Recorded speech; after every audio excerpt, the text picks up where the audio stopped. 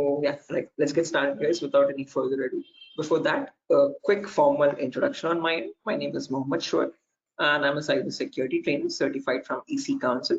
EC Council is the leading organization for cybersecurity domain certifications. Okay, and the demo that we have today is on the first foundational course called Certified Ethical Hacking. Okay, and the version of this course that is running at the moment is version 11, the latest one. Okay. So again, before we get started, this is a common question that I usually ask students, again, to understand their perspective on this topic. So again, guys, don't worry, even if you don't know the answer or if you're not sure about it, still just try to initiate and let's keep the session a bit interactive and fun rather than just keeping it one-sided. So a quick sample question, like according to you, in your perspective, what do you think hacking is? Anyone? Again, guys, don't worry. I am not asking for any definitive answers or exact to the point answers. Whatever comes to your mind, okay, whatever you think hacking is, please let me know. Anyone?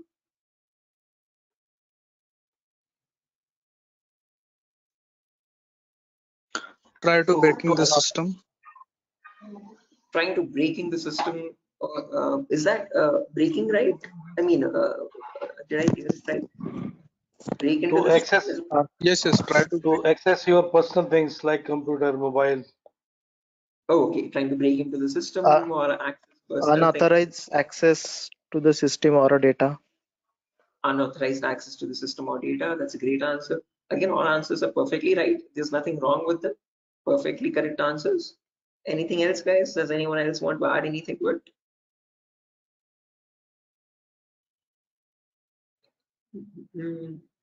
Right, perfect. No worries, guys. Thank you so much for those answers. Those are exactly right. There is nothing wrong with them. Okay, but if I had to just add upon that hacking, that definition, I would add it as hacking is the procedure of trying to gain access to information systems. Okay, these information systems could be anything. They could be from as small as a mobile phone to as big as a web application server or a database or the cloud organization as well. Okay, and this is done without the permission or without the consent and knowledge of the person owning those systems. Okay, so if those systems belong to a third party person, that person does not know that someone is trying to gain access to their information or the data. Okay, and this is usually performed by hackers for their own benefit. So once they get access to the systems, they can steal the data, destroy the data, or sell the data as well to other third party vendors. Okay. Now, depending on this definition, we easily understand that hacking is a malicious job. It is a criminalistic task. If it is such a bad thing to do, why do we have a course called ethical hacking is the second question. Because ethical is something which is legal, which is allowed. And how can it stand beside the word hacking, which is completely contradictory? So to define ethical hacking, on the other hand, this is the procedure of trying to find vulnerabilities. Okay, a vulnerability is nothing but a flaw or a loophole in the information system. So usually manufacturers might make mistakes somewhere here or there in the coding of the application. Okay, so that gives rise to something known as weaknesses in the information system, or in technical terms, it is also called as vulnerabilities. Okay, and this vulnerability finding or the process of trying to find these vulnerabilities is done with the consent and permission of the organization. Okay, so this is done in order to report it back to the target, okay, or to the authority, so that they can apply the appropriate patch for it. And once a patch is applied, that vulnerability is closed. It closes the doorway for the hacker to cause any harm. So thereby, with ethical hacking, we're trying to increase the security of the organization rather than cause any harm. Okay. So that is the main difference, guys, between hacking and ethical hacking. Where in hacking, we are trying to find, again, the hacker tries to take advantage of those vulnerabilities and tries to get information access. But in ethical hacking, you're trying to find those vulnerabilities, you're trying to report them back to get them patched so that you can increase the security. Okay, so I hope these two definitions are clear, guys. Again, if you have any questions or if you have any queries, or if you want me to repeat something, please do not hesitate to let me know. Okay, feel free to interrupt me at any certain point. Okay, so now, depending on these two definitions, guys, of hacking and ethical hacking, we can categorize the types of hackers. So basically, there's three types. There's someone known as a black hat hacker, a gray hat hacker, and a white hat hacker. A black hat hacker can also be termed as a cyber criminal who performs hacking for his own benefit, okay, or sometimes even just for fun without asking for consent. On the other end of the scale, we have the white hat hacker. Okay, white hat hackers are also known as ethical hackers or penetration testers. These are the people who abide by the laws and policies of the organization, and they work hand in hand with them to find the vulnerabilities and report it back. They do that so that they can secure the infrastructure rather than causing any harm. Now, in between, there's a third category, also known as gray hat hackers. Now, from the name itself, you can figure out they have some qualities of the black hat hacker as well as the white hat hacker, hence a mixture. Okay, so like a black hat hacker, they don't ask for permission before finding the vulnerabilities, but once they find the vulnerability, they report it back to the organization. Okay, and that is done in return for a bounty. A bounty is nothing which benefits them. It could be a financial reward or a reputational reward, anything which benefits them or their careers. Right. Now, all these three types of hackers, whether it be a black hat hacker or a gray hat hacker or a white hat hacker, they perform hacking or ethical hacking in a certain number of steps. Okay. And those steps collectively are called as hacking cycle or cyber kill chain. Okay. Now let me list those steps out one by one so that we can have a clear picture of what the whole course is about, and then we'll briefly discuss about all of them. Okay, so you can ask your questions regarding those. Okay, so the first step that you perform in hacking cycle or cyber kill chain is known as information gathering. Now, certain organizations term this step in different names. They can also call it as reconnaissance or footprinting. Second step is known as scanning. It can also be referred to as enumeration. Third step is gaining access. Fourth step is maintaining access. And the last step is known as reporting or clearing traces. Now, the reason I've specifically mentioned "or" in the last step over here is because that is where it makes all the difference between the white hat hackers and black hat hackers. If you are a white hat hacker or an ethical hacker, you would perform the first 4 steps and then you would generate a report with all the vulnerabilities and the solutions for that and submit it to the organization. But if you're a black hat hacker, obviously you're not going to submit the vulnerabilities, but you're going to take advantage of them. You're going to attack the system, get access to the data, steal the data, and then remove all the evidences, which is nothing but clearing the traces or removing the footprints. Okay, so any questions or doubts, guys, up to this part before I proceed further into the technical part? Any queries or any confusion at the moment? Again, guys, I hope the audio and video is fine. Any issues with my audio or video? Okay. What is this enumeration, sir? Again, yeah, we'll be coming to that, guys. We'll discuss each of these steps one by one so you have a better understanding of what all of them are. Okay, at the moment, until now, here there are no questions, right? Because I guess there's some issues with the audio or video. Some people are exiting and rejoining again. Any issues, any technical issues with my audio or video at the moment? Okay, perfect. Sir, your voice is breaking. Oh, my voice is breaking. 1 second, guys.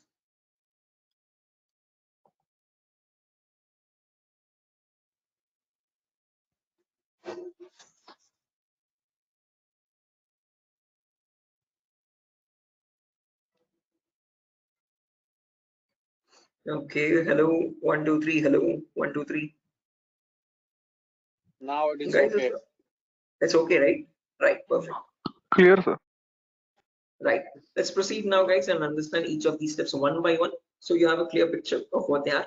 So the first step is information gathering. Again, as the name itself suggests, this step involves the hacker or the ethical hacker to gather as much data as possible about your penetration testing target. Okay, and all this information is gained passively.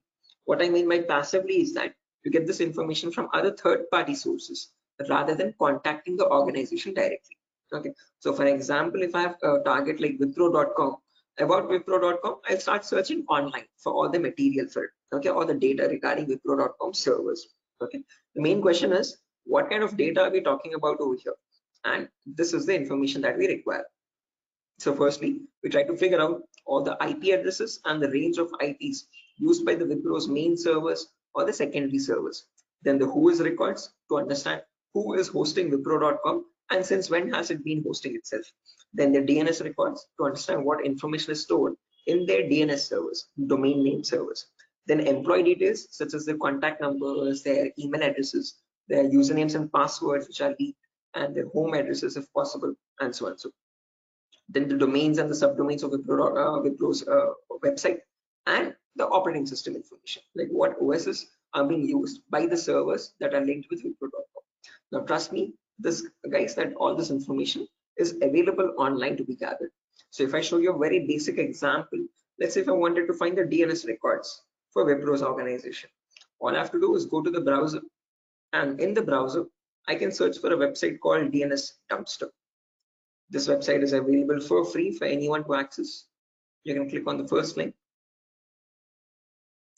and over here you can just search for Wipro.com, and you can click on search, and now this is going to fetch and give you all the information about the Wipro's DNS servers. So first things first, it tells you where the Wipro servers are being located on the geolocation map. So it tells us that there are 4 DNS servers for Wipro. As you can see, these are their host names, exact host names, and these are the exact public IPs. These IP addresses are very important for a hacker or an ethical hacker to proceed with the further steps of scanning and enumeration. Okay.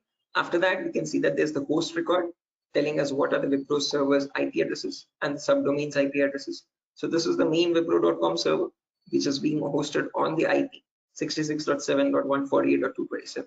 Again, this information is very relevant for a hacker or an ethical hacker to proceed further.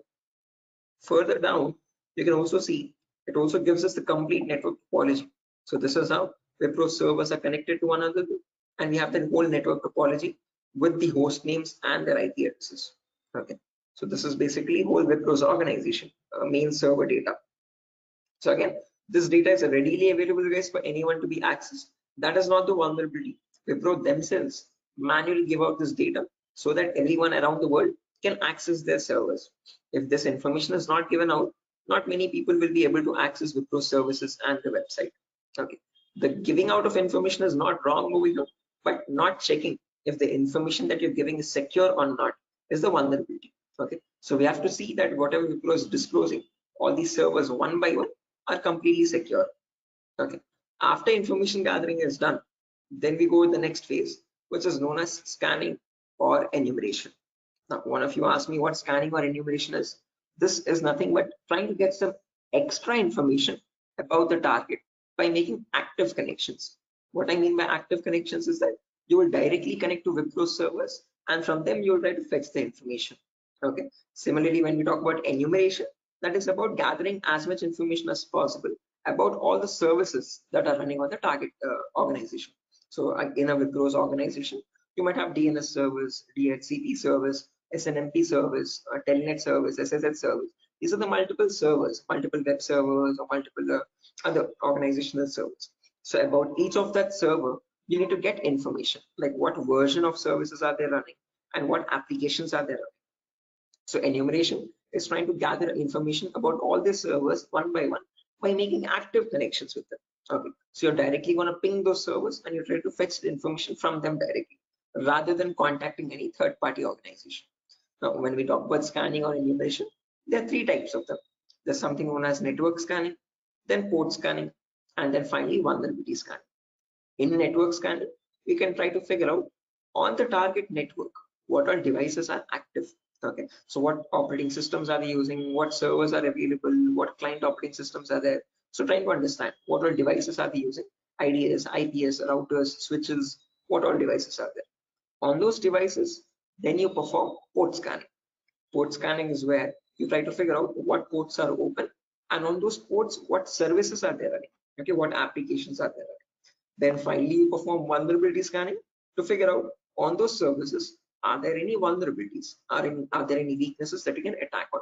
So during this phase, we'll be using 2 important tools called Nmap and Nessus. So if I just search for enable Nessus over here, this is the tool that is used in organizations as well. So if I click on the first link, as you can see, this is Nessus Professional. If I click on buy, it's around $4,000 for 1 year subscription. Okay, quite an expensive tool, and this is the same tool that is used in real-time scenarios. So we'll be working on the same tool in our classes as well. We'll try to understand how to use this tool and how to run or perform vulnerability scanning. The reason why I'm showing you all this is just to make you understand that we will be using real-time scenario tools. Okay, whatever is used in organizations at the moment, we are up to date with those tools. Okay, after if I show you example, as you can see, I have the Nessus installed on my system over here. I'll show you how you can install on your system as well, and you can see you can perform various types of scans, and once you scan a system, it shows all the vulnerabilities one by one, the critical vulnerabilities or medium vulnerabilities, information based vulnerabilities. Again, don't get too confused, guys. We'll again learn how to understand this report. What are these vulnerabilities? What are these different levels of vulnerabilities? We'll understand all that. Okay, but basically Nessus is a tool which can perform network scanning or port scanning and try to understand what vulnerabilities are there on each and every system. So this is an automated tool. We learn how to perform automated testing and get a report from it. Once you get a report, you need to perform manual testing also. Okay, and that is nothing but our next phase, which is gaining access. Okay, so this is a huge concept. It covers a vast variety of topics, guys. We'll discuss them one by one. Okay, so the first topic that we'll be learning in gaining access is system hacking. So in system hacking, we'll understand how we can crack or bypass a Windows operating system password. So if you have Windows 7 or Windows 8 or Windows 10 or Windows 11, does not matter. Okay, whatever operating system you have, how do we crack that operating system? How do we get the information about their passwords? If you are unable to get the passwords, how can we bypass authentication and get access to the internal files is what we learn in system hacking. After that comes malware attacks. Malwares are nothing but, in short, malicious softwares. So we'll practically learn how to create each of these malwares, whether it be viruses or worms or trojans, spyware, whatever it be. We'll understand how malwares are generated and how we can protect our system from malwares. Or if there is a malware already installed, how can we detect that malware and prevent it from running further or causing any further harm. Okay, then there's a bonus topic called malware advanced. This is again not included in the CH curriculum. We have just added it as a bonus topic for students to have better understanding about malwares. In this, we'll be sharing the resources to understand how you can create your own malwares by using Python program.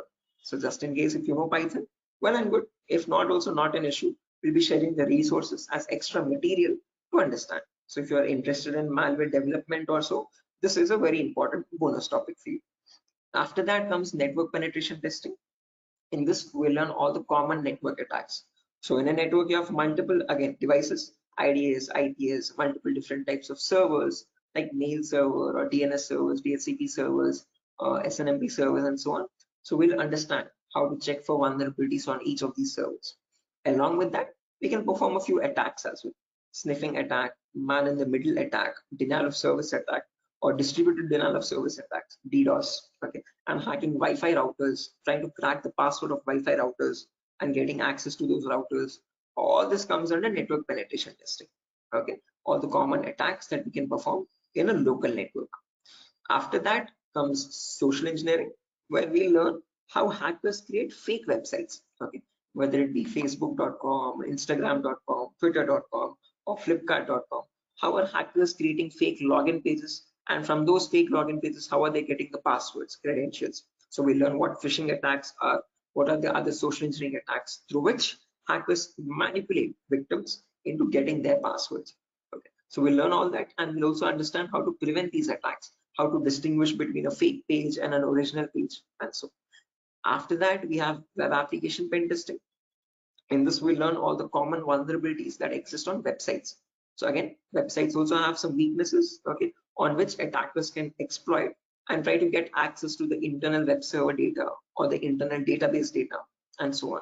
So to list out a few, there's vulnerabilities such as SQL injection, cross-site scripting, broken authentication, file upload vulnerability. Now, might sound very technical, guys, but these are the weaknesses using which hackers can get access to your information, to your passwords and usernames. Okay. After that, finally comes hacking mobile phones, where we learn how we can hack an Android phone and get access to that Android phone remotely. After gaining access is done, then we have maintaining access and maintaining access, reporting and clearing traces, where we learn how we can maintain persistent connections. So if the target is restarting his system or shutting it down and starting after a very long time, How do we get access to that data? How do we still stay connected to the victim machine? Is what we learn in maintaining access. After that comes the reporting of clearing traces, where I'll show you how you can generate a report and submit to your client or submit to your organization, or how do you remove the evidences. So this course is designed in such a way where we learn both the perspectives of a black hat hacker as well as a white hat hacker. Okay. And it's designed in a completely practical way, no theoretical nonsense. Every day we'll have a class for 1 hour where the first 20 minutes we'll discuss the theoretical part, understanding what that attack is or how to prevent that attack. And then the remaining 40 minutes we'll discuss the practical part of it, okay, with real-time scenario tools. To list out a few tools, we'll be using this tool such as Nessus, we'll be using Nmap, we'll be using Burp Suite, we'll be using the whole main Kali operating system, okay, which I have over here, as you can see. Okay. Before that, let me show the course content as well, guys, very quickly. So yeah, this is over here, the course content for the whole course. Okay, and the course is for a duration of 35 days, where we learn from the very basics itself. So most of the students ask this as a question, like, sir, are there any prerequisites? Do we need to learn something else separately? No, this course is designed in such a way where even a 10th standard student can come and learn the course for without any trouble. Okay, because all the prerequisites are included in the course itself. So before we dive into the advanced concepts, there's a few prerequisites which we will cover. The first few introductory classes. First things first, we learn about networking basics. We learn what IP addresses are, what are IPv4 addresses, what are IPv6 addresses, what is a DNS server, what is DHCP server, all the important protocols, what is TCP protocol, what is UDP protocol. We'll discuss all that in networking basics. Then we'll jump into virtualization. Okay, virtualization, because as you can see over here, I'm running my Windows 11 operating system. On top of this, I'm running my Kali OS. Kali is a Linux-based operating system. Okay, and we need to install this. The reason being, this comes pre-installed with all the penetration testing tools. So for information gathering, web application attacks, password attack, Wi-Fi attack, all these tools are available in Kali Linux. These are not available for you in Windows. So that is why we need to understand how to install this Kali operating system. Okay, and for that we need a tool such as VMware. VMware is a virtualization software. This allows you to install multiple operating systems on the same machine. So I have my Kali OS, I have my Windows 7 OS. All of these are running on my Windows 11 operating system, as you can see. Okay, so on my Windows 11, I can run my Kali, Windows 7, whatnot, as many operating systems as I want. After that is done, then we learn basic Linux and Windows commands, because as I've mentioned, we'll be using Kali Linux. So we need to know how to operate that OS. Okay, so we'll understand what the basic Kali commands are. We'll get familiar or comfortable with the Linux environment, and then we'll dive into the advanced concepts. Okay, so there's a few extra concepts there mentioned as well, as you can see over here: cryptography, reverse engineering, IoT, cloud security. These are not mentioned in the presentation for us, but these are all the topics that we'll be covering. Okay, the whole course duration is around 1 month, guys, 30 to 35 days, and we'll have a class from Monday to Friday onwards for every day for 1 hour. Okay, and the timings will be same. We'll have timings at 8 p.m. Every class will be recorded, and you'll be getting the recordings as well online, which we will have permanent access to. So just in case if you're missing out any class, you can access the recordings whenever you want. Okay, if needed, we can take backup classes as well on Saturdays and Sundays, just in case if there's a lot of absence. Okay, so yeah, that's that, guys. A quick introduction on what the course is and how long the duration of the course is. If you have any questions, you can shoot at me right now. Please let me know, guys. Any queries, anything that you want me to repeat or so. Can you hear me?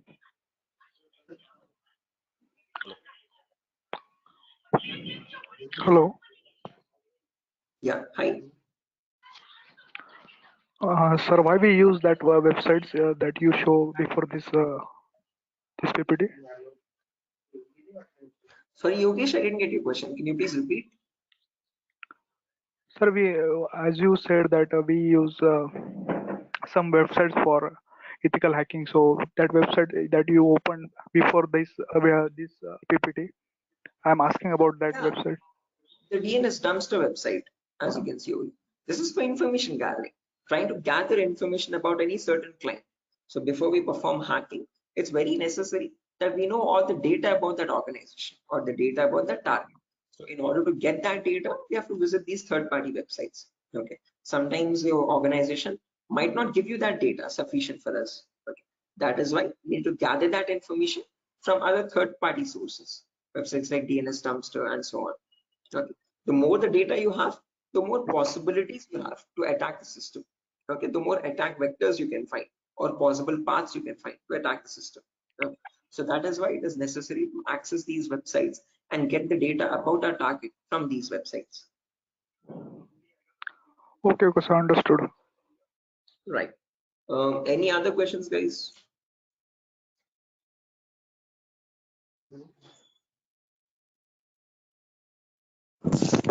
Sir, which type of penetration testing we are going to learn here? Again, CEH is a very comprehensive course, guys. We're not going to be going into any advanced level penetration testing, but we will learn all the kinds of, whether it be web application pen testing or network penetration testing or system hacking or Android pen testing. We'll be covering the basics of all of them. This is a course designed for people who are completely new to cybersecurity, and we can't leave out any endpoint. So we need to understand how to perform network security testing. We need to perform web security testing, Android security testing as well, and Windows or Linux security testing as well. So we'll be learning all of them one by one. Okay, we'll be covering each and every endpoint that is left, as you can see over here in the course content. Okay, but as I've mentioned, we won't be going in depth of all of them. We'll learn how to check for security vulnerabilities, basic vulnerabilities, and how to remediate them, how to remove those vulnerabilities. Okay, if you want to learn about any advanced after CEX is done, then you can go with advanced courses such as web application pen testing for bug bounty. This course is specifically designed only for website security testing. So in this, we'll be going with OWASP top 10. Okay, this is an organization which gives you the list of necessary vulnerabilities that you have to test for, and this course only focuses on web applications, nothing else. Okay, so after CEX is done, then you can choose a specific domain, and depending on your interest, you can choose your specialization. Okay, whether it be website security or Android security or network security or cloud security and so on. So Okay, sir. Thank you. right. Any other questions, guys? No, sir. Right. Okay. After So course completion, certification provided. yes, if anyone is interested in writing the CEH certification as well, we provide support for that also. There's complete pass guarantee. So I usually handle the certifications myself. So if you're planning on writing a So this is certification, job guarantee. this is what? Sorry. Job guarantees. Sorry, I didn't get you guys. Can you please repeat that? Hello. After this course is job is. He's asking Oh a yeah, placement yeah, assistance. job assistance. Again, guys, at Durga, you're not going to be providing any confirm guarantee that we'll be placing you in an organization, but we'll be sharing your resume once you forward it to our consultancies. Okay, so in the price of 8,000 rupees, we are only including the course content with the course completion certificate. And if you're planning on writing a certification, we will give you certification support as well. Okay, so at that price of 8,000 rupees, we are not in contact with the complete job placement facility, but we do have few consultancies where we can give you your resumes too. Okay, once you're done with the resume preparation, I'll be helping you out in understanding how to create a resume as well, depending on a cybersecurity profile. I'll be also sharing the common interview questions, and I have a few references as well to whom I can forward your resumes. Okay, and again, we will be giving you the interview calls, and you can start attending interviews over there. Okay, again, it depends on your skill set and your practice on how well you do the interview. So we don't guarantee anything, but we will definitely show you where you can start applying. If it's necessary, I can just give you one source now itself. You can, after your course is done, this is the common website that I usually suggest for students, jobs.null.community. This is a website only specifically for cybersecurity job roles. Okay, nothing else. As you can see, null jobs. This is the website. Okay, and these are all the different domains, and you can start searching over here. So if you're a complete fresher, just click on freshers or internships, and these are at the moment these are the available placements. Okay, so for internships, okay, if you're not into internships, you want a specific job role, you can start applying for VAPT, vulnerability assessment and pen testing. These are the ones at the moment for cybersecurity. After the course is done, you can start applying over here also. So this is one website that I suggest to most of the students once the course is done, to start applying for jobs. Okay. So again, how well you do, it depends on your skill set and your practicing, guys. Okay. And this website is specifically only for cybersecurity jobs, nothing else. Okay. Any other questions, guys? No, sir. Thank you. Right. Again, if you practice properly and if you're done with the course, guys, and if you're thorough with all the concepts, getting a job in these portals is not that tough. Okay. There's a lot of students from our previous batches as well who have searched for jobs in this nuls.job.co.in, and they found their internships and their jobs. Okay. So again, as I've mentioned, once you sit for the interview, it's all on you. Okay. So it depends on your preparation of how well or bad you do. So we can't guarantee anything, okay, because that's on your skill set, but we can at least show you where you can start applying for jobs. Okay. So yeah, that's that, guys. Nothing further for our session today. And yeah, if you have any queries, again, over here is my number. Just in case if you have any queries, technical queries, you can let me know. This is the number over here, 768-006-9768. Hello. Hello. Yeah, I can hear you. Prabin, I can hear you. Yeah. So I just wanted to know. Actually, I'm a working professional. I'm Right. I'm working on the front end side, but wanted to move into this domain. So, what suggestions could you, give me on that side? Again, same, I would recommend if you're completely new to this domain, go with Certified Ethical Hacking, CH version 11. This is a foundational Okay. course for people completely new, so you'll be learning everything from scratch. After that is done, if you possible, if you have time and financial permits you, you can write the certification as well from EC Council. So there'll be a CH examination for 125 questions. Okay. And if you give 75% of them right, you get certified from EC Council. You get a certificate from the US organization. Okay. So that adds edge to your resume. If not, if you are not, again, certification is quite costly. It's around $500. So if you're not planning on writing the certification, I would recommend doing some extra advanced courses as well after CH is done, and then add that at least to the resume to build some edge again. Okay. Okay. And is there any coding involved here, or is it into completely into, the No, security part? not at all. In CEH, you don't have any requirement for coding level language. But if you're planning on going for some advanced courses like web application pen testing or mobile security testing, there you might need to have some basic knowledge. Okay. So when we talk about web application, it is necessary that you have basic knowledge on HTML and JavaScript. Okay. But when we talk about CEH, the foundational course, for this we have no requirement for any coding level language knowledge. Okay. And what kind of roles we can apply after the completion of this course? Like someone is if having 5 years of experience and he has transited into this particular cyber security, what kind of roles would be available? Again, as you can see over here, these are the roles that you can start applying for. VAPT assurance lead, VAPT senior security analyst, cyber security consultant. These are all the job roles. Penetration tester, security analyst, or monitoring job roles, and so on. Vulnerability Okay. assessment tester. These are the job roles you can start applying for. Okay, cool. Thanks. Right. Any other questions, guys?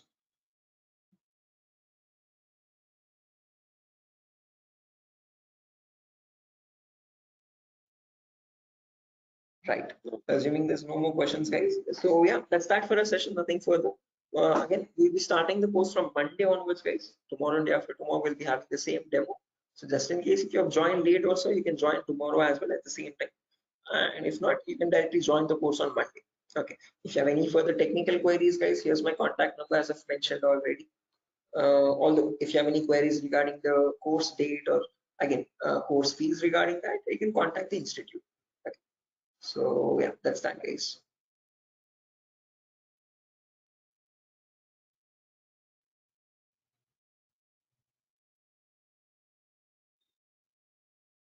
Sure.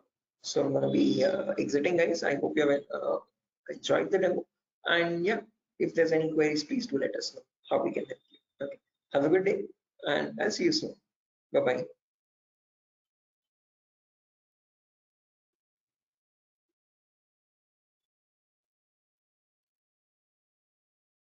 Thank you, guys. Thank you.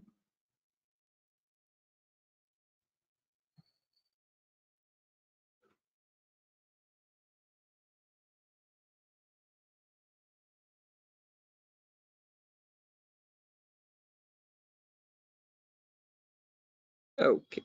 Hello, guys. Can you hear me now? Biswajit Singh, Rakesh, Ravikiran, Maman, Shiva, Sujata. I hope I'm audible now, guys. Yeah, Biswajit. Can you hear me now? Yes, we can. Right, perfect. So let's just wait for 2 more minutes, guys, for the other people to join as well. And then we'll be starting the session. Until then, if you have any queries or if you have any questions before we start the session, you could please let me know.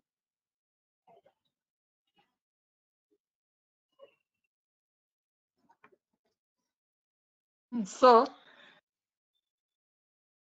Yes, I excuse can me, hear sir. you. Yeah. So is this the same demo was on Sunday?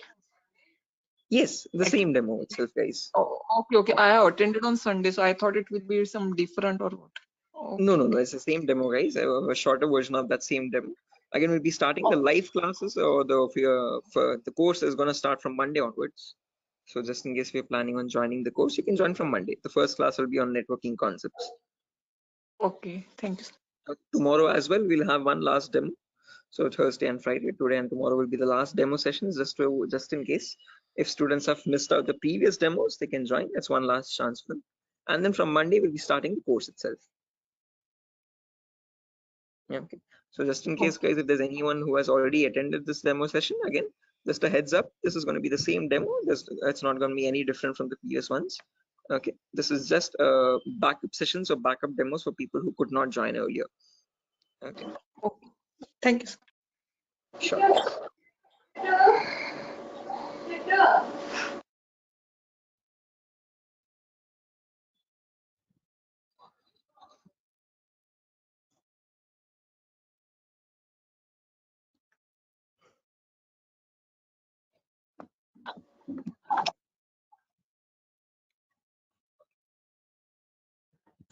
Sir, it means I can directly join on Monday because yesterday I was also present. Yeah, sure, guys. Again, as I've mentioned, it's the same demo. It's not gonna be any different.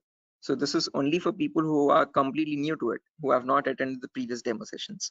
So if you have already attended the demo session, guys, you can join back on Monday itself directly. Okay, and the timing will be same at 8 p.m. Same time, 8 o'clock in the night. Okay, thank you. Sure.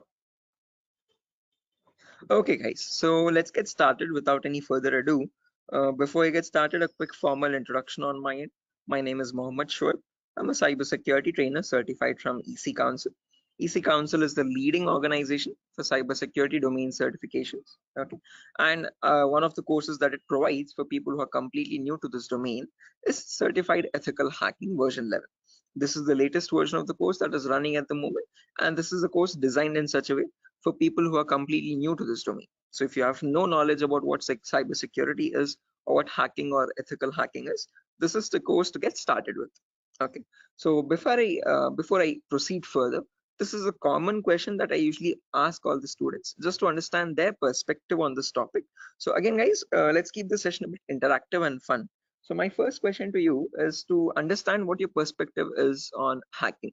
So again, not asking for exact definitive answers, guys, but just to understand your view on it. Okay, so whatever comes to your mind, please do let me know. In your terms, what do you think hacking is? Anyone? There's Biswajit, there's Maman, Rakesh, who else? Shafiuddin, Shiva. Hello. Yeah, Biswajit, I can hear you. Sir, actually, according to me, hacking means to hack the information of organization or any systems. Right?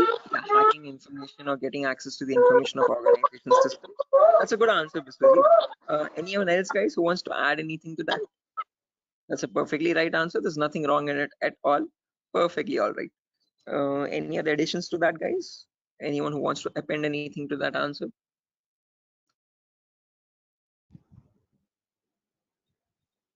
Okay, no worries. Shiva, you were about to say something? Your mic was unmuted for a while. Did you have an answer?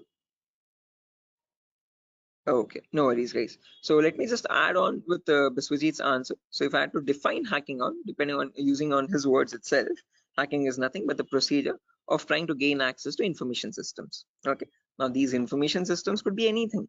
They could be as small as a mobile phone to as big as a database or a web application server or cloud organization itself. Okay, and this gaining access to these devices is done without the permission and the consent of the person owning those systems. Okay, so the organization who owns those systems has no clue that someone is trying to gain access to their data. Okay, and this is usually performed by hackers for their own benefit.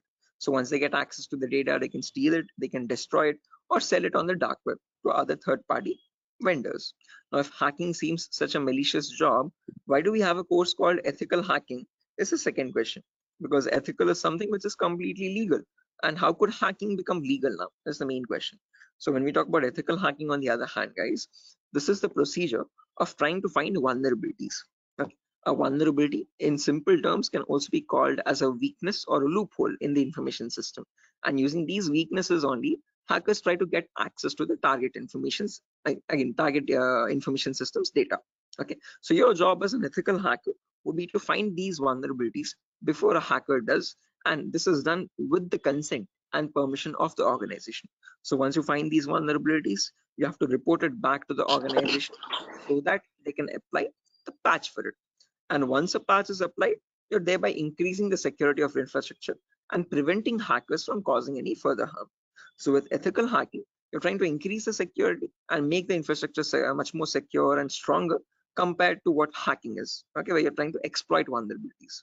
Okay, so are these two definitions clear, guys? Like what is hacking and what is ethical hacking, and how are they different from one another? Because most of the students have a misconception that both these terms are one and the same. No, guys, we're not going to be performing hacking. We'll be learning ethical hacking in the course. Okay, we won't be exploiting the vulnerabilities, but we'll see how to search for them, how to find them in an organization's systems, and how to report them back to the organization. Okay, so that we can prevent hacking from happening. Now, depending on these two terms, guys, we can categorize the different types of hackers as well. So we have someone known as a black hat hacker, then we have someone known as a white hat hacker, and in between there's someone known as a gray hat hacker. Okay, so firstly, the first category is black hat hackers. These people are also commonly referred to as cyber criminals. Okay, these are people who perform hacking for their own benefit, and they do this by asking no consent at all. On the other end of the spectrum, we have the white hat hackers, who are also termed as ethical hackers or penetration testers. Now, these people perform ethical hacking, or in simple terms, penetration testing, to find all the vulnerabilities in the organization. And they do this by asking for consent and by following all the laws and policies set by the organization. So they do not cross any line, they do not perform exploitation of any vulnerabilities, they only work to increase the security of the organization. Now, in between white hat hackers and black hat hackers, there's someone else known as a gray hat hacker. Now, as the name itself suggests, these people have both the qualities of black hat as well as a white hat hacker. Like a black hat hacker, they don't ask for permission before finding the vulnerabilities. But once they do, once they find the vulnerability, like a white hat hacker, they report it back to the organization. Okay, they don't take advantage of it, they don't exploit it and try to attack the system, but they report it back so that they can help the organization. But it's a give and take relationship, so it's a there's kind of a bargain over here. Okay, the catch is that these gray hat hackers ask for a bounty in return. Okay, a bounty is anything which benefits them, so they could ask for some prize reward, or they could ask for some reputational reward, anything which benefits their career and profile. Okay, and that is why in simple terms they are also known as bug bounty hunters. They find bugs in return for a bounty. Okay, so they are hunting for bugs. Okay, now all these three types of hackers, whether we take black hat hackers, gray hat hackers, or white hat hackers, they perform hacking or ethical hacking in a certain number of steps. Okay, and they follow a procedure, a systematic procedure. That systematic procedure is known in simple terms as hacking cycle or cyber kill chain. Okay, various organizations categorize these steps into various numbers, but if I had to summarize it up, there are 5 important steps in hacking cycle or cyber kill chain. Whether you take a black hat hacker, or a white hat hacker or any kind of a hacker, he needs to follow the same procedures as well. Okay.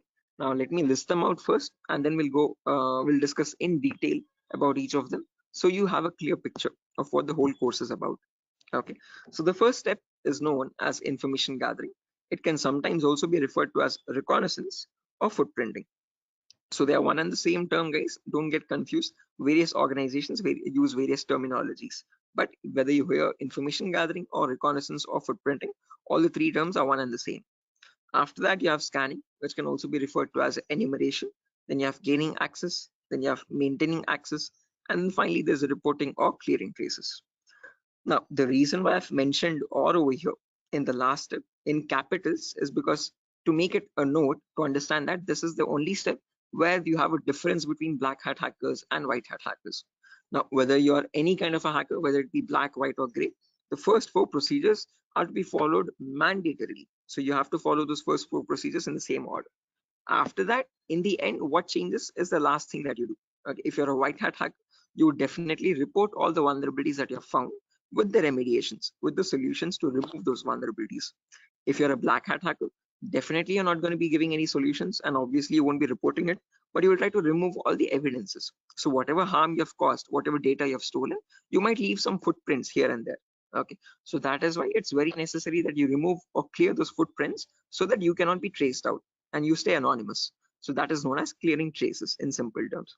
And in our course, we'll be learning both the perspectives, how we can generate a report and submit to the organization, or how hackers clear the traces and remove all the evidences. Okay. Now, let's briefly discuss about each of these one by one, guys, so you have a better idea on the whole course.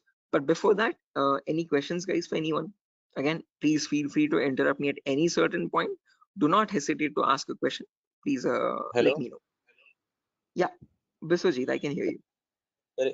Is this class is getting recorded? Yeah, this will be recorded, definitely. Every single class that we take will be recorded and it will be uploaded to the Google Drive.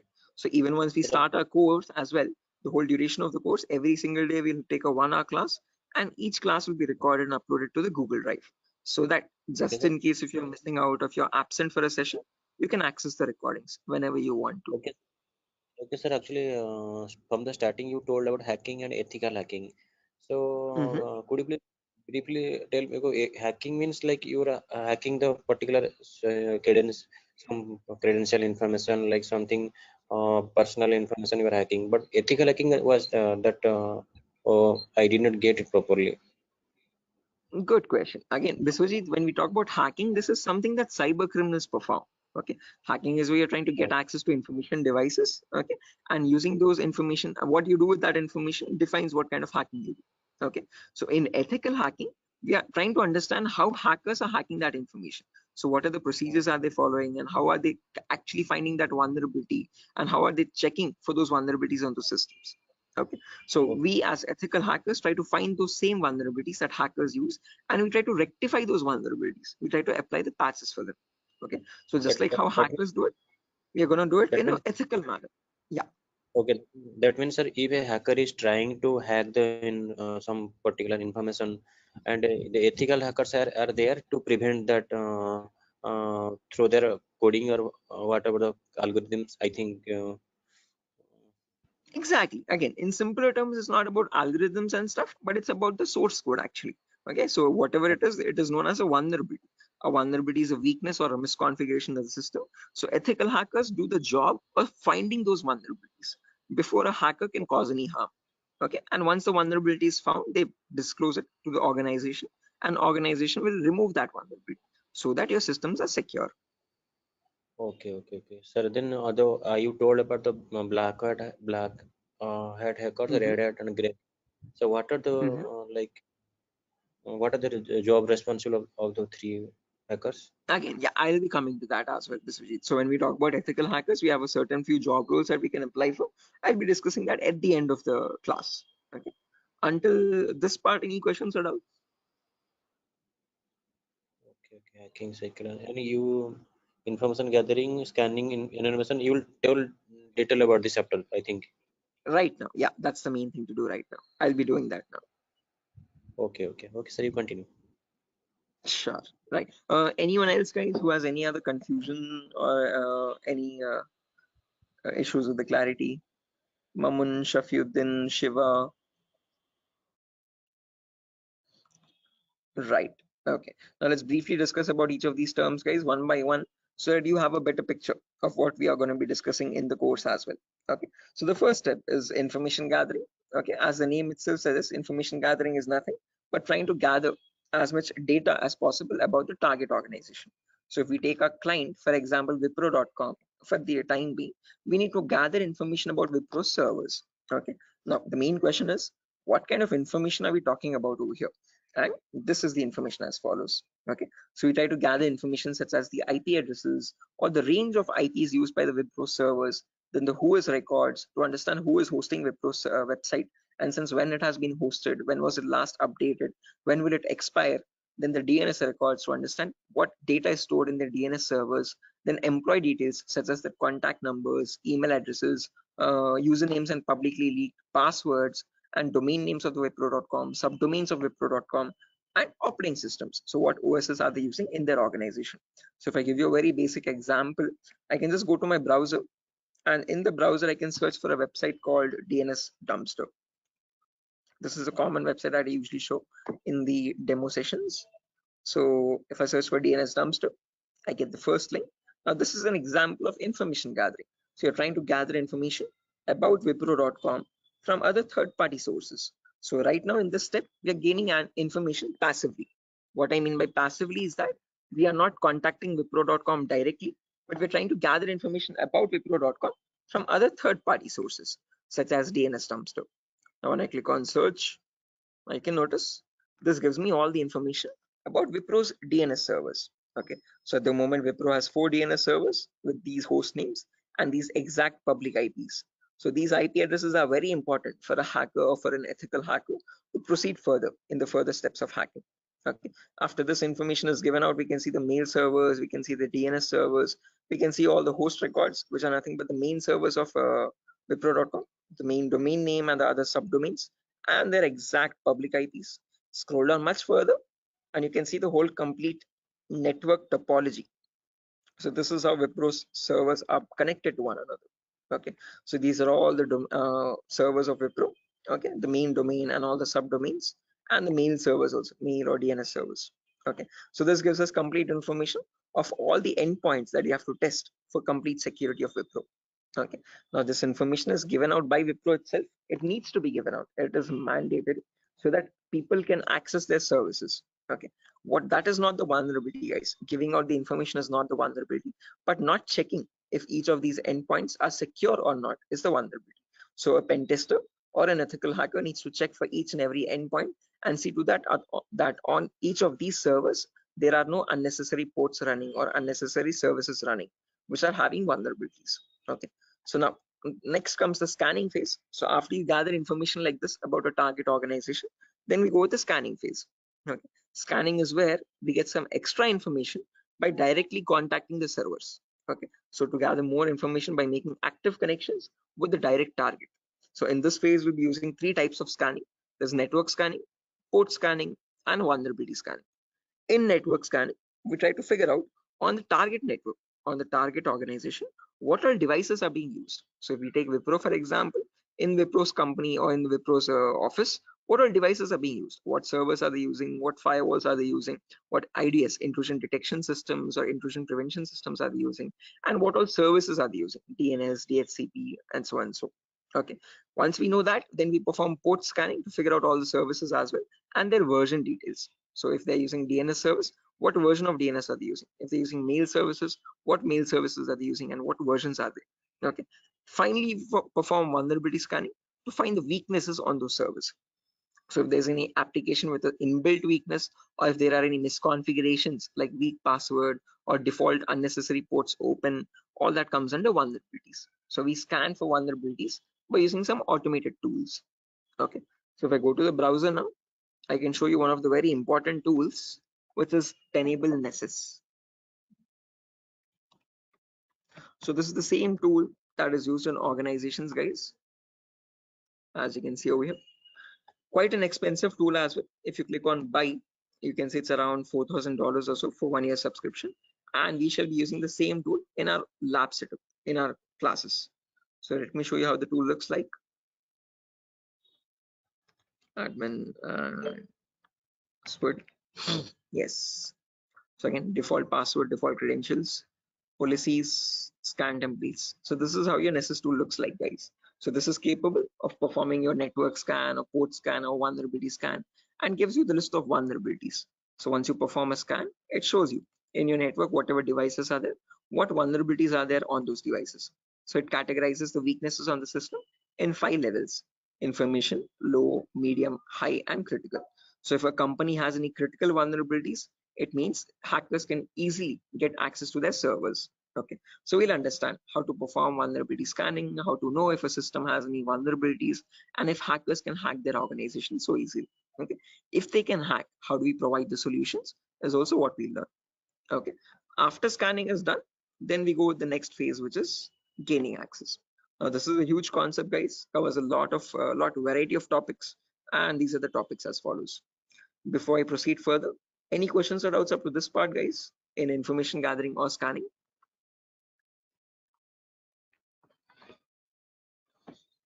Biswajit, Mamun, Shafiuddin, Shiva, please do not hesitate, guys. If you want me to repeat something, I will definitely do. Sir, I sir, hope, yeah. sir, please repeat that first part. Which one? Like before gaining access, you told us some gathering information. Like I understood that what if their system in vulnerability in the system, so hackers are easily hack that system. So I understood somehow. Oh yeah, in information gathering, again, Biswajit, as I've mentioned, we try to gather information from other third-party websites. So there's websites like DNS Dumpster, Hunter.io. So from other third-party sites, we gather information about the target. After that, then we perform scanning. So we directly get access to target servers or whatever target it is, whether it is Wipro.com or so and so. Okay. And in their target organization, we perform the scanning to figure out in their network what devices have what vulnerabilities. So in my local network, I have scanned for 3 devices, and in each of these devices, I can see the weaknesses on each system. Okay. Tells you what the weakness is. Okay. If there's an unsupported OS, what is the solution to remove that vulnerability, and what can be performed with that vulnerability. So this scanning tool gives you that up-to-date information. Okay, so this is all this all comes under automated vulnerability scanning. Okay, so this is something that you always perform in an organization to test for vulnerabilities on different systems. Okay, it is software. Yeah, it is a software. This is the Nessus tool. The Nessus tool is nothing but a software that we have. Okay, sir. Okay. Right. So this is the same tool that is used, the same software that is used in organizations as well. Okay. And we'll be running in real-time scenario. Whatever tools that are being used, we work on them in real time. Okay. So yeah, now proceeding further, after all this is done, then we go with the gaining access phase. This is where we try to perform various kinds of attacks to get access to the systems. Okay. Once we perform the scanning, once we know that these are the vulnerabilities on which you can attack on, next part is nothing but to attack directly, which is nothing but penetration testing. So in this, as I've mentioned, there's a huge set of topics. Okay. So let me discuss them one by one. So first topic that we'll be discussing is system hacking. So in system hacking, we learn how we can hack or crack or bypass a Windows operating system password. So whether it be Windows 7 or Windows 8 or Windows 10 or Windows 11, doesn't matter. How do we crack or how do we bypass the password is what we learn in system hacking. So if your system is password protected, how can you crack and understand what the password is in clear text? Or if you're unable to crack it, if it is too tough to crack, how can you bypass that password and still get access to the internal files is what we learn in system hacking. After that comes malware attacks. Malwares in simple terms are nothing but malicious softwares, and we'll practically know how to create each of these malwares. So people think that viruses are on the only malicious software available on internet, but that's a misconception. We have multiple malicious softwares. We have viruses, we have worms, trojans, backdoors, spyware, rootkit, whatnot. There's tons and tons of malwares, and there's thousands and thousands of malwares added every single day. So we'll practically learn how to create each of these malwares and how to prevent our system from getting attacked by these malwares, or how to detect for malwares on our system. Then comes network penetration testing. Okay. in network pen testing, we learn all the common network vulnerabilities. Okay, so in an organization, in a local network, there are multiple services. There's DNS service, Telnet service, SMTP service, DHCP service. These are all the services or protocols used in a common organization. So we learn how to test for weaknesses on each of these servers. And after that, we'll also learn how to perform network attacks like sniffing attack, man in the middle attack, DOS attacks, or hacking Wi-Fi routers and cracking Wi-Fi router passwords. All this comes under network pen testing.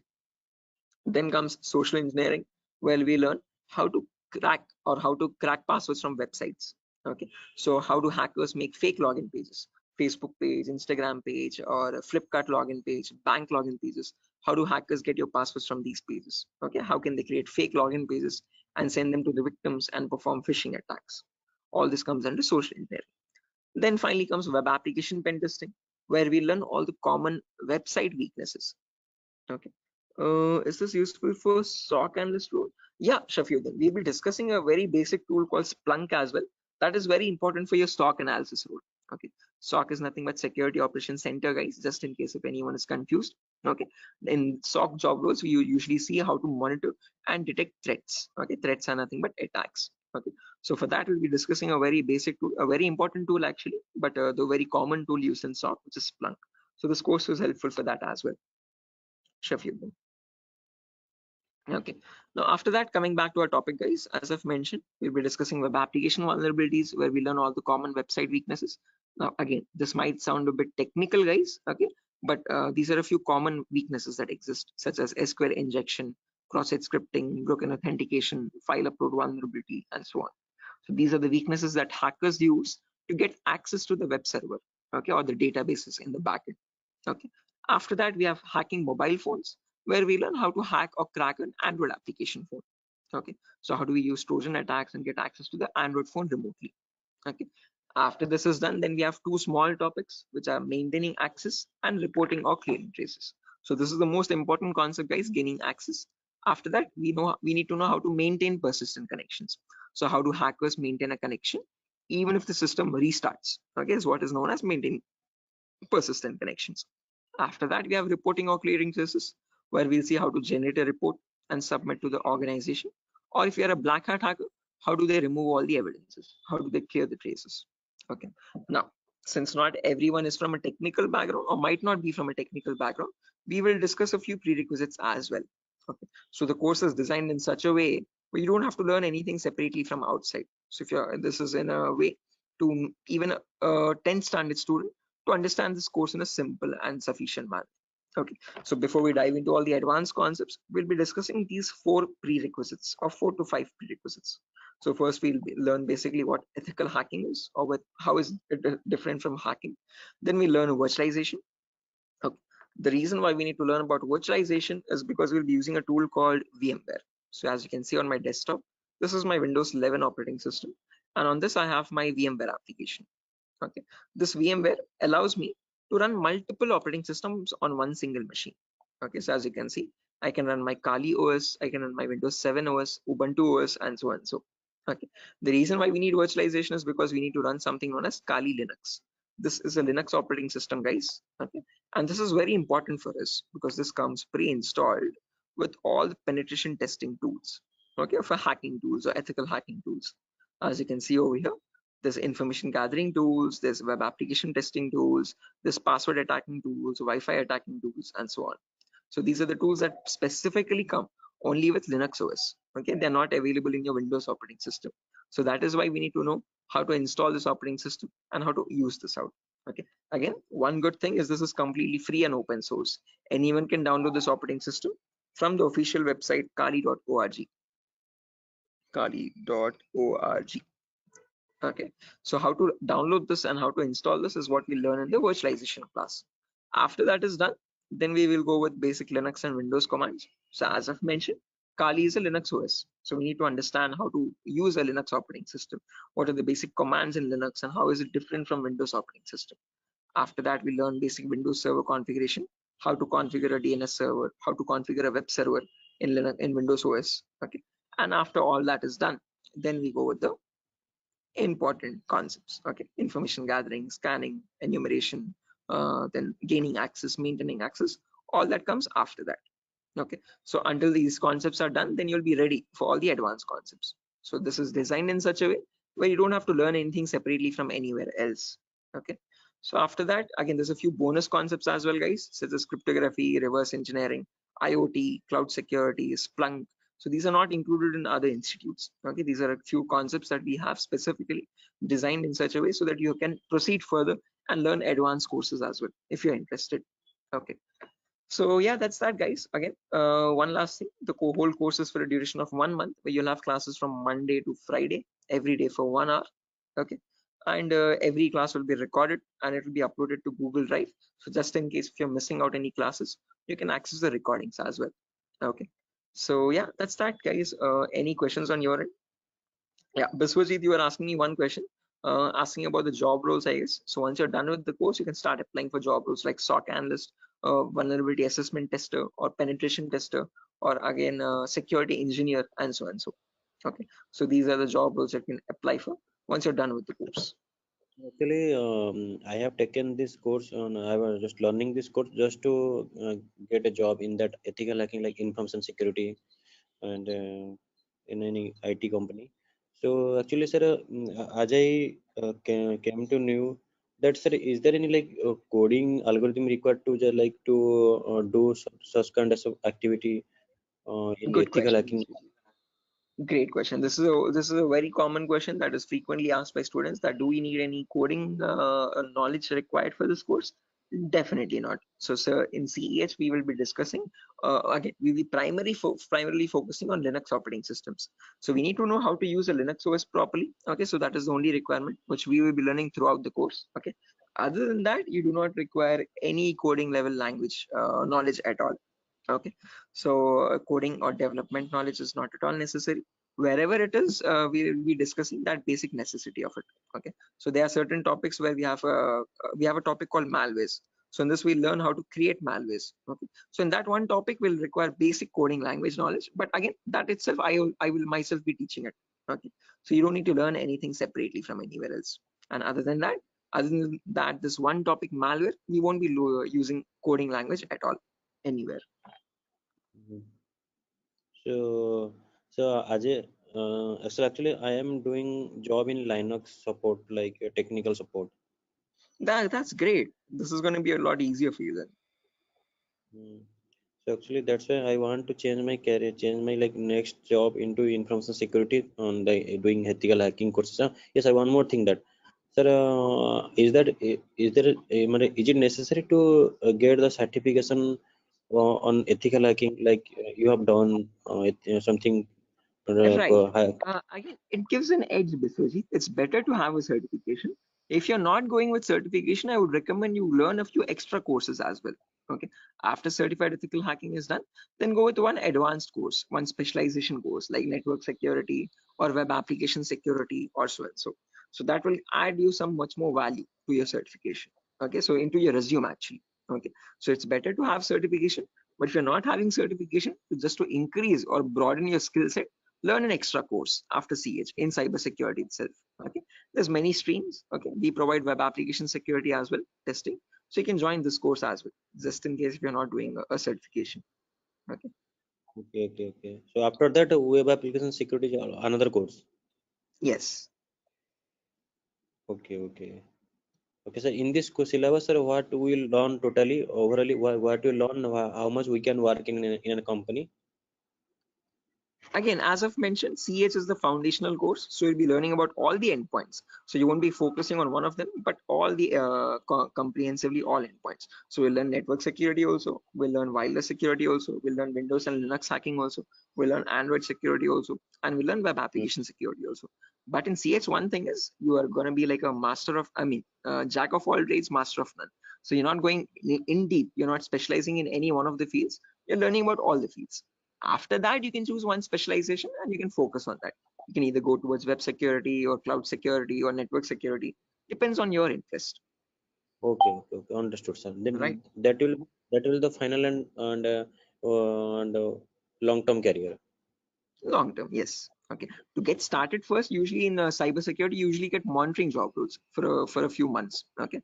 After that, Okay. then you can go into deeper course. Mamun, are you going to teach all security courses? Yeah, I'm the same tutor, Mamun. So after CH is done, if you're planning on going with cloud security or web application security, we provide those as well.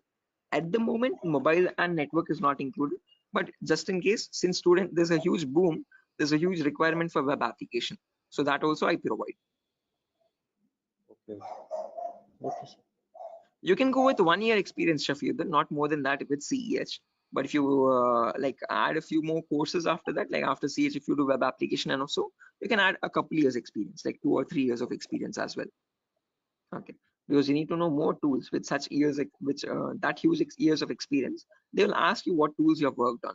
Okay, so it's better you have a few knowledge on those tools. So with more the courses, you get more experience with different tools. Okay, sir. So will you please help with practically all the things? Again, the whole course. Oh, is it back-to-back training? Yeah, Mamun. Again, after the CH is done, I usually take separate classes for web application students as well who are interested to join that. Okay, so that will be a back-to-back session directly. Again, yeah, coming back to you, Biswajit, you were asking me something. What was the question again? I forgot. No, no. Actually, I was asking, sir. What, sir? Forgetting. Anyway. I forgot as well. But let me try to recollect. Does anyone else remember, right, guys, what Biswajit was asking? Practical, yeah, good question. So again, the whole course is designed in such a way where it is 20-40 ratio, guys. So out of all the 60 minutes that we have every single day, the first 15 to 20 minutes will discuss the theoretical part. The remaining 40 minutes will discuss the practical part itself with real-time scenario examples. I'm not going to be boring you with theoretical knowledge. Only in the demo class and only in the first few introductory classes we'll discuss theoretical concepts. Once we start from the information gathering, everything is going to be completely practical based. Okay, with tools that are used in real-time scenario. Are you teaching cloud security? Yes, I teach cloud security as well, Biswajit. Okay, but again, as I've mentioned, that is usually taken up after CH is done. Okay, so we'll discuss on AWS security and again, mostly on AWS itself. Actually, I wanna make my career into that like cloud security part. That's why I was thinking how much practical you will teach here and how much we can be skilled enough in this course so that we can be confident enough while attending the interview. So, will you please discuss on about the some like mock interview questions and resume building? Definitely, I will help you. I will send you sample resumes as well to understand how to create a resume for a cyber security profile. Okay, and along with that, I'll also share the commonly asked interview questions. So I have a PDF document prepared for that specifically, which I share with all the students after the course is done for all the cyber security related interview questions. Okay, so I'll be sharing all that as well. Okay, sir. No, because I have planned after completion of this course, I have planned to move on cloud security by practicing those questions and all the practical things. Definitely. Again, if necessary, I'll be sharing the resources as well, Biswajit, separately for you regarding your cloud security content. Okay. So if you're planning on doing a course after CS is done, then you can contact me for that. We can do that course separately. Okay, sir. Okay, it's not included with Durga Soft at the moment, but again, yeah. Okay, sir. Sure. Any other questions, guys, at the moment?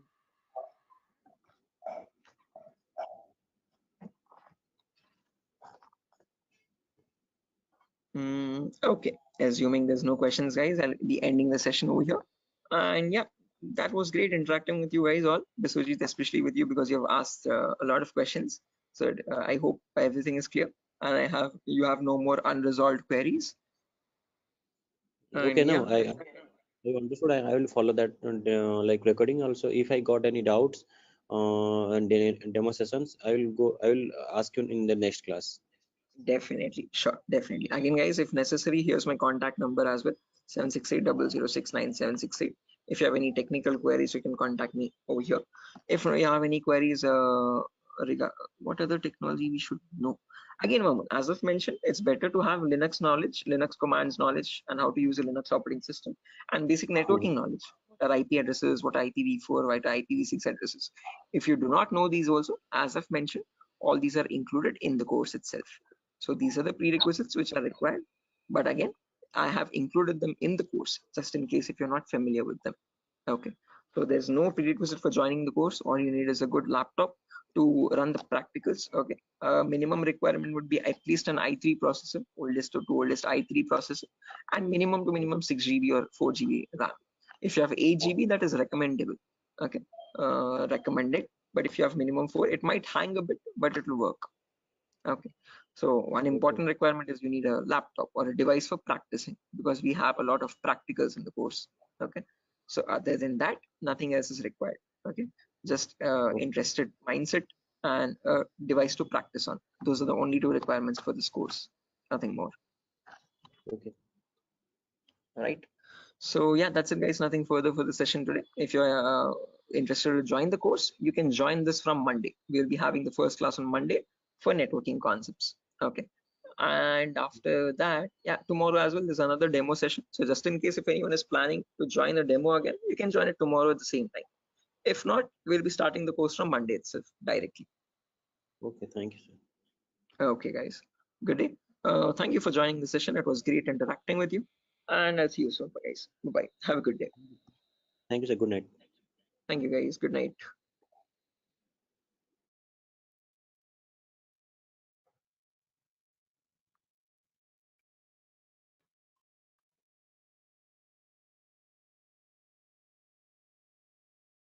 Guys, can you see the screen now?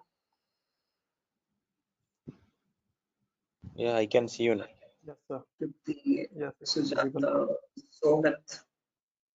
Yes, sir, it's visible. Right, perfect. Thanks. Okay, how many people are there? Kiran, Rakesh, Biswajit, Prashant, Shubha, Somat. Okay, perfect.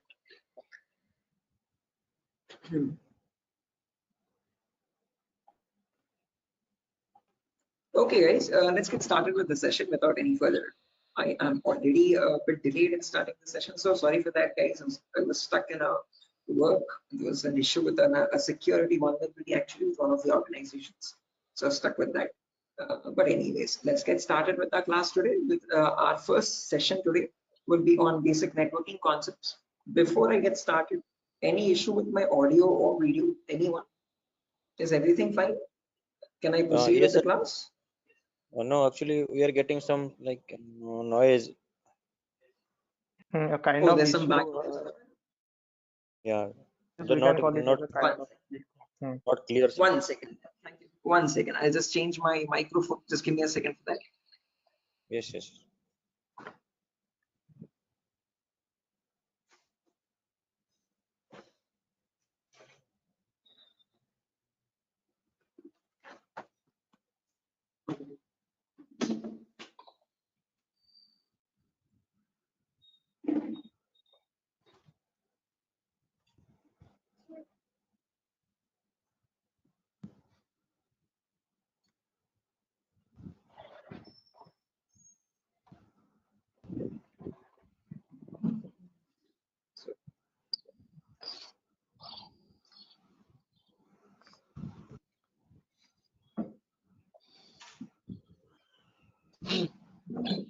Okay. How does it sound now, guys?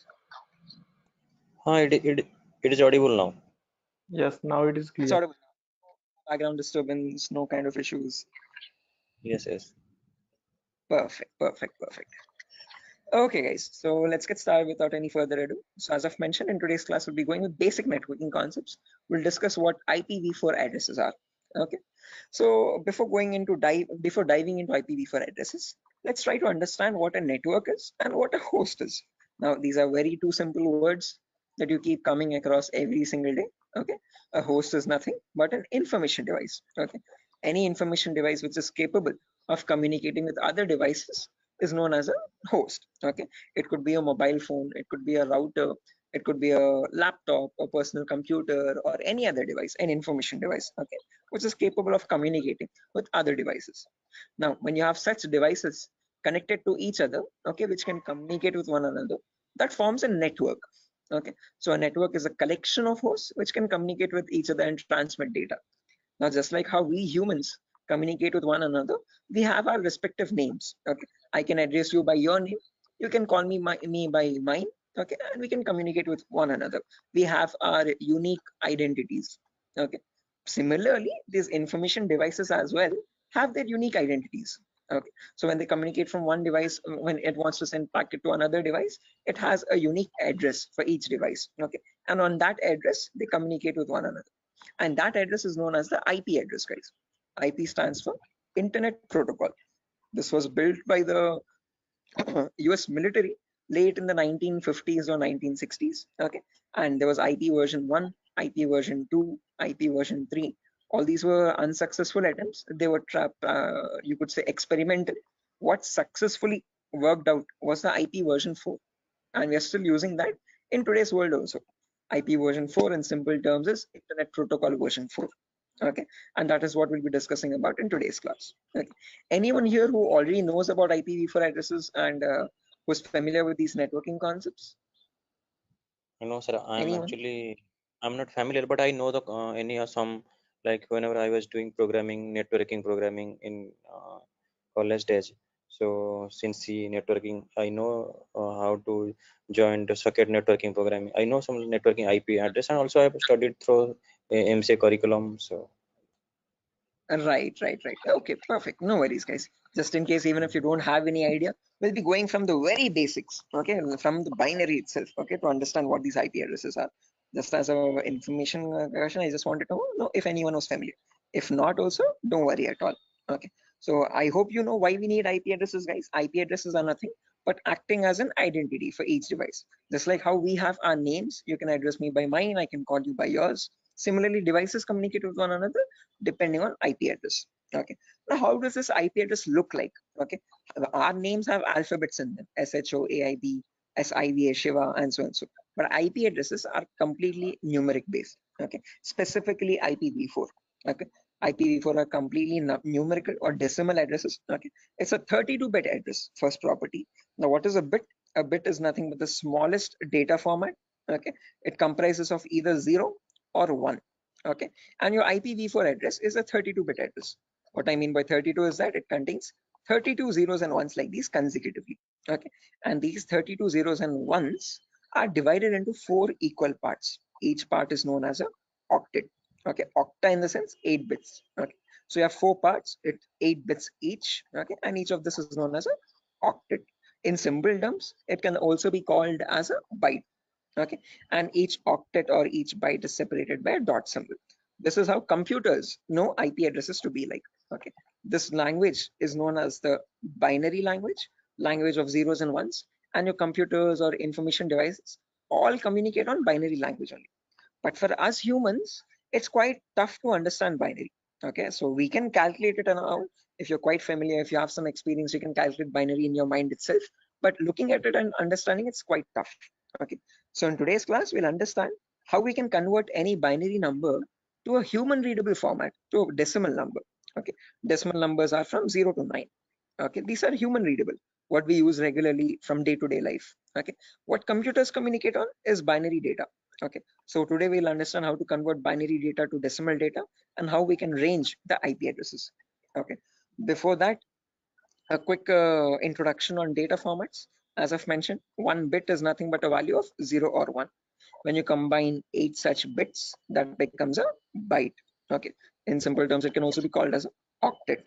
When you combine 1024 bytes, that becomes a kilobyte. Your textpad files, your contact applications and all these are in kilobytes of data. Okay, when you combine 1024 kilobytes, that becomes a megabyte. Okay, your PDF documents or your music files are in megabytes of data. 1024 megabytes becomes a gigabyte. Okay, your movie files or larger softwares are in gigabytes. 1024 gigabytes becomes a terabyte. Your hard disk is in terabyte storage data, and 1024 terabytes becomes a petabyte. We have never used petabytes until now. This petabyte data is usually used by cloud organizations. Okay, OneDrive, Google Cloud, blah blah blah. Okay, now let's understand how to convert this bit data or binary data into decimal data. Okay, so what I've done is I've taken down this first octet over here, 10101010, and I've written it down over here, as you can see, in an expanded format. Now to convert this, there are 2 simple methods. Method number 1 is there's two simple steps to it, not methods, sorry. Okay, there's one method only. Okay, and with two simple steps. Okay, step number one is you write down the values from 2 to the power 0 all the way up to 2 to the power 7 from right to left. Okay, why specifically 2 to the power? Because this is binary data. You have only two possibilities, either a 1 or a 0. So first 2 power 0, then 2 power 1, then 2 power 2, then 2 power 3, then 2 power 4, then 2 power 5, 2 power 6, and 2 power 7. Let's write down the values for that. 2 power 0 is nothing but 1. Anything to the power 0 is always equal to 1. Okay, that is a mathematical rule. 2 power 1 is equal to 2. 2 power 2 is nothing but 2 into 2, which is 4. 2 power 3 is 2 into 2 into 2, that is 8. 2 power 4 is 16. 2 power 5 is 32. 2 power 6 is 64. And 2 power 7 is 128. Okay, now to convert this number, all you have to do is, just a second guys, let me open up Zoom so that I can draw on the screen. Give me a second.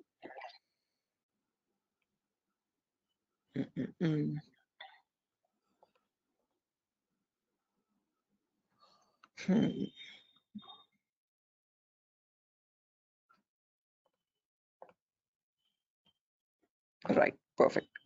So when you want to convert any number from binary to decimal, first things first, you have to write down these numbers. Then you multiply the lower number with the top one and add with the next one.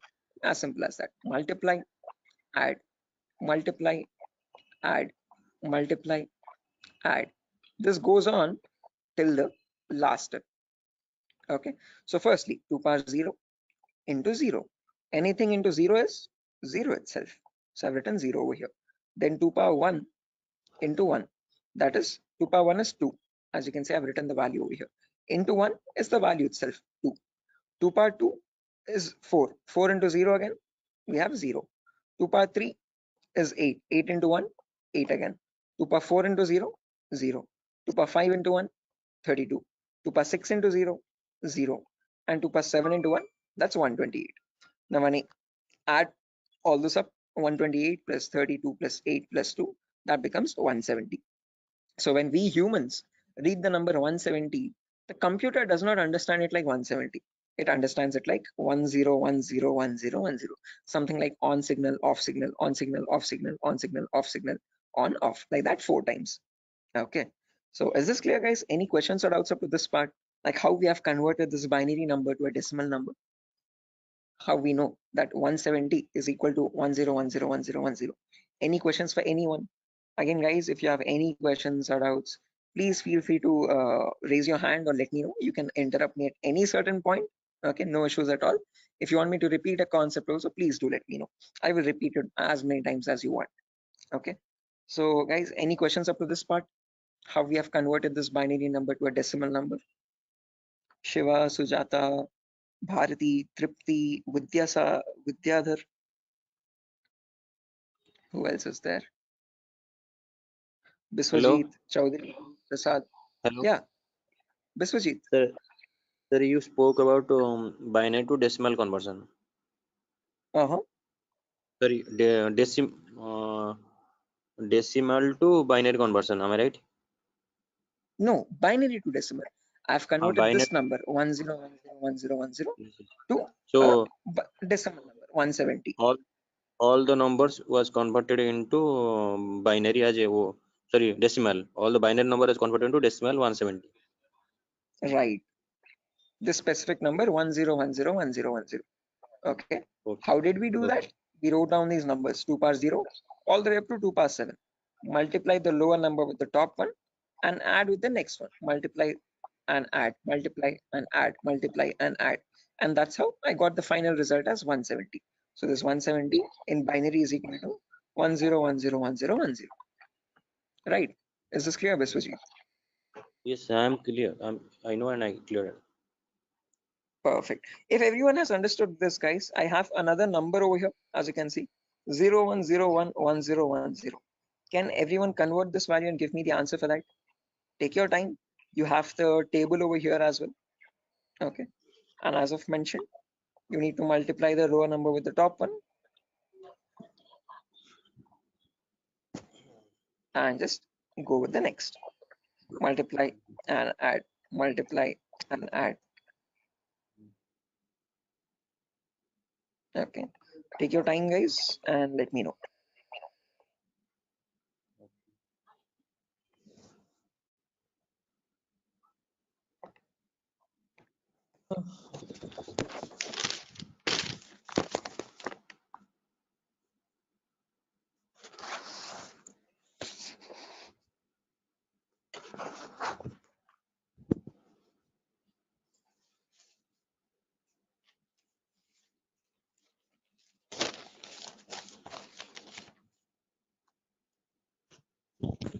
Is it 90?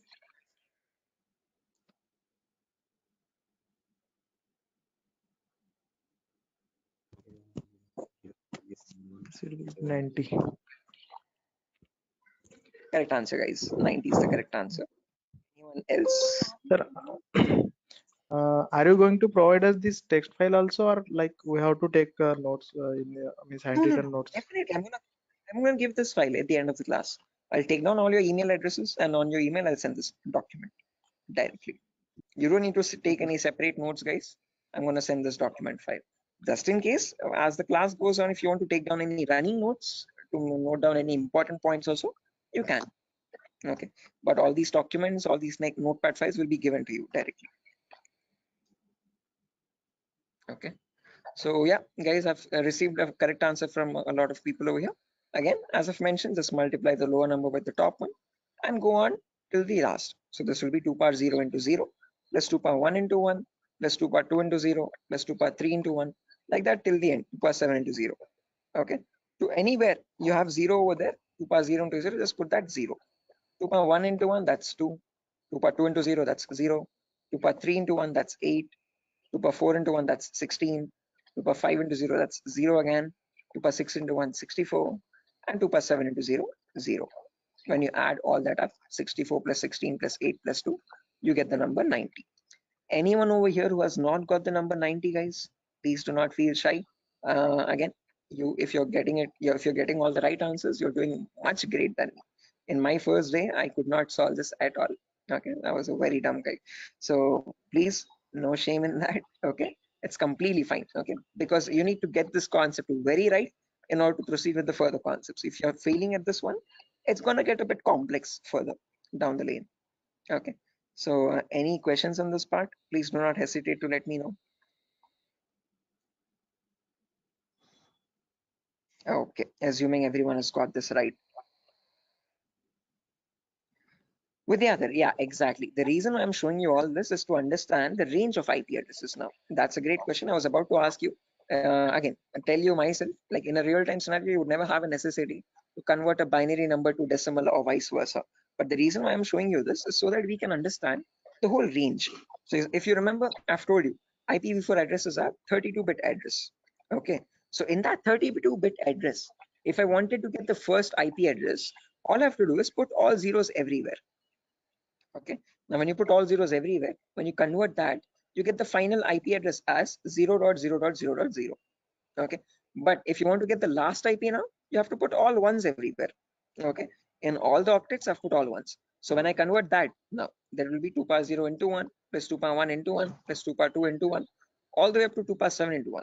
So that would be 1 plus 2 plus 4 plus 8 plus 16 plus 32 plus 64 plus 128. So that is how you get the number 255. Okay, so the last IP in the IPv4 range will be 255.255.255.255. You will never have a number above 255. The reason being, now you know, because when you convert from binary to decimal, the maximum number you can get is 255 only. So you can never have an IP address like 300.250 or 700.150, something like that. Okay, that's an invalid IP. Okay, whatever IP addresses you have, those numbers will always range between 0 and 255. Okay, is this clear, guys? Everyone, why only specifically 255? Yes, yes. Any questions up to this part? Perfect. No, this is Now the maximum. Maximum. Yeah, guys, was someone asking a question? No, I just asked you. This is the maximum IP address to be connected and maximum host to be connected. Yeah, that's the last IP address you could get in the IPv4 range, Biswajit. No, this is the like from 0 to 255 hosts should be connected, I think. Not necessarily. When we talk about IP addresses now from 0000 to 255, 255, 255, 255, we have around 4.3 billion IP addresses in total. Okay. What you're referring to is classes, guys. Class A, B, C. In class C, you can connect only 255 hosts. That is a much ahead concept. We'll reach there tomorrow. Okay. That's class C. Yeah, Vidyadhar. Exactly. Okay. So we have not come up to there, guys. So let's not jump ahead. That might confuse the other students. Okay. So we'll go in a very slow pace. Okay. We'll go step by step. Okay. Let's try to now we know the range of IPs. We know what IPv4 addresses are, how they look like. Okay, and what are the total like numbers, where are they starting from, and what maximum number can they hold. Okay, we know they start at 0000 and they end at 255, 255, 255, 255. Now in between these two numbers, how many addresses do we have is the main question. Okay, how many IPs are there? Okay, so for that, let's try to understand the sequence of sequence of IP addresses. Okay, and again, to understand sequence of IP, there are two simple rules. Rule number one is always start with the rightmost value. So if this is the first IP, 0000, next IP will be 0001, next IP 0002, next IP 0003, next IP 0004. This will go on up to 000255. Okay. After that, can I have an IP like 000256? Is this possible? No.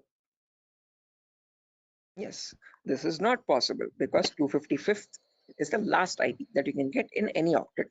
You cannot get a number above 255, guys. It is a very golden rule that you have to remember. Okay. Now, once this octet has reached the maximum value, there comes the rule number two. Only after the rightmost octet has been completely filled, then go to the left value. Okay. And after going to the left value, reset the rightmost value back to 0. Okay. What I mean by that is now this is completely filled. So now this left value 0 changes to 1. Okay. And the rightmost value 255 again resets back to 0. Okay. So next IP after 000255, next is 0010.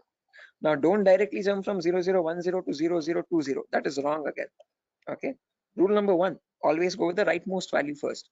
So after 0010, you have 11, then 12, then 13, then 14. This goes up to 1255. Okay. After that, 20, then 21, then 22, then 23. Then you have 2255, then 30, 31, 32, 33, then 3255. Like that, it will repeat again and again and again. And somewhere you'll have 2550, 2551, 2552, 2553, 255, 255.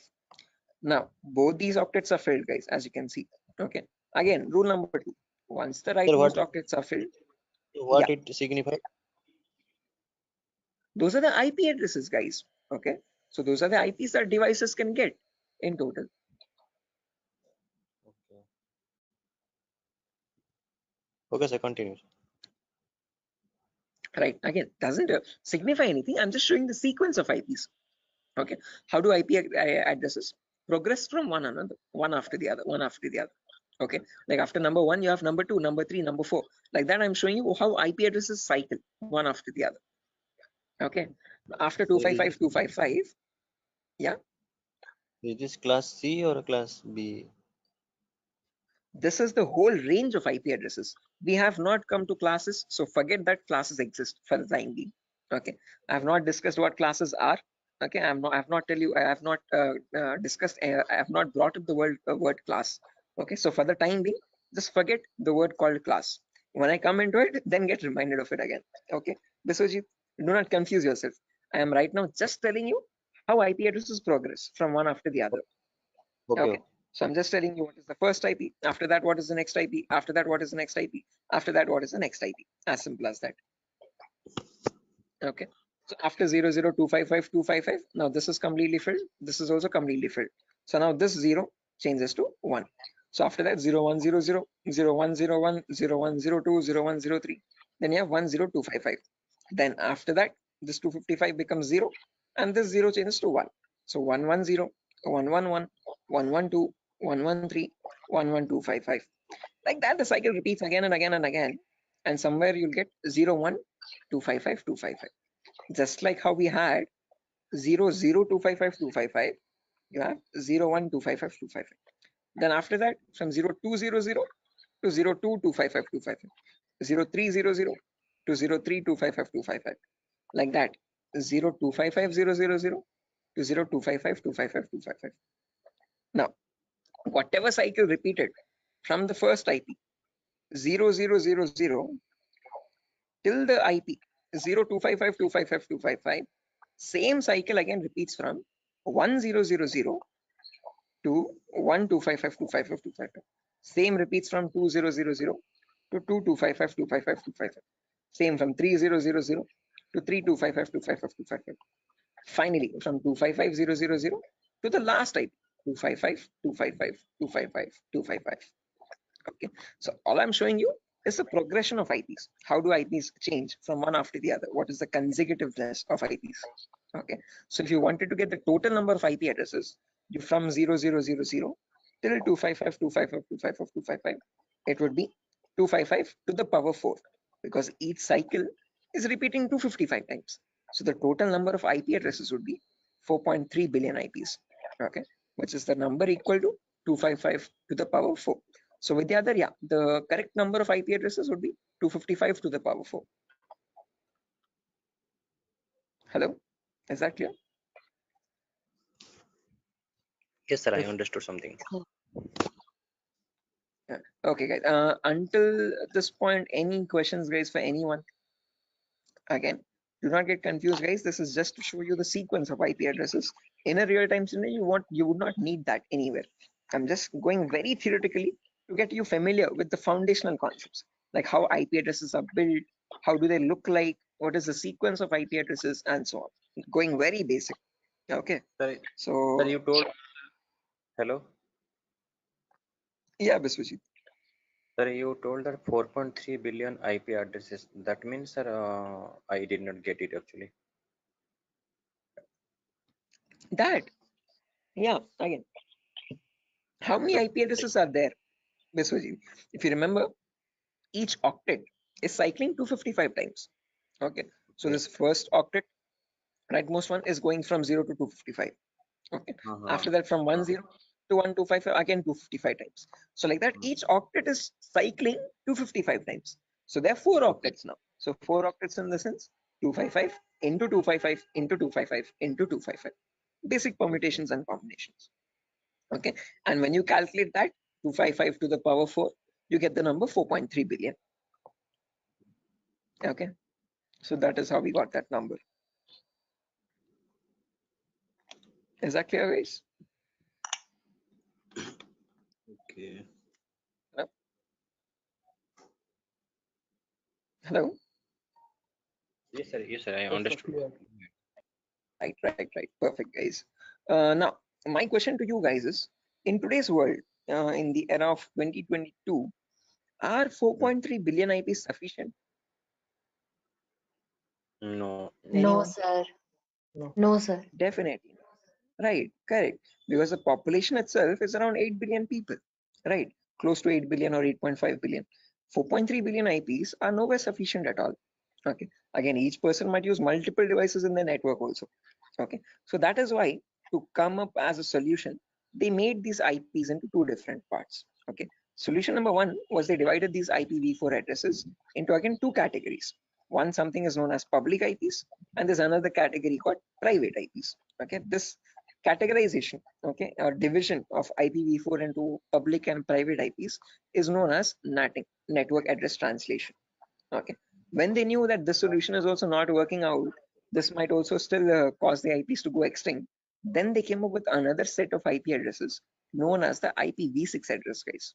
Okay, so not just IPv4, there's another version as well called IPv6 address, and these are 128-bit addresses. What we are seeing until now is just the 32-bit address. 128 in the sense 4 times the size, bit length size of IPv4.